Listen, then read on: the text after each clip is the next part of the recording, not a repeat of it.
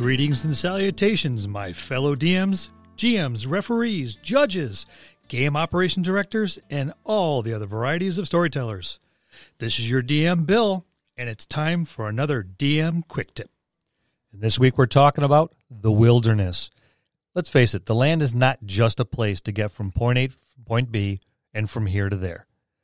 It's the great outdoors that's not all that great if you're not prepared for it.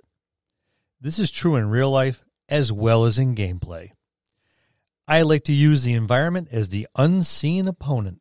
How many times have you seen in the DMG or the Player's Handbook? Rough terrain, 1/2 movement. Well, let's throw some rough terrain out there.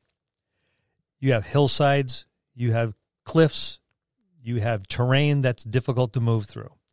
My favorite is the weather. Rain, snow, and wind.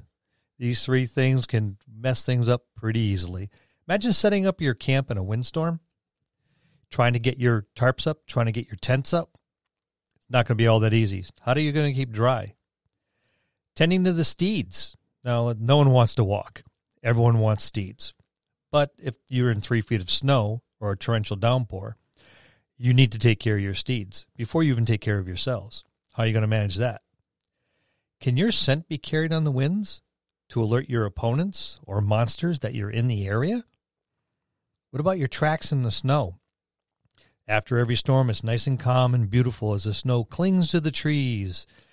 Picturesque, isn't it? And you can see every step you've made, and it's not going away. Torches and candles, non-magical, of course, aren't very functional in heavy downpours. Candles, not at all. Torches, at best, half effectiveness. This all adds to the flavor and frustration of your story.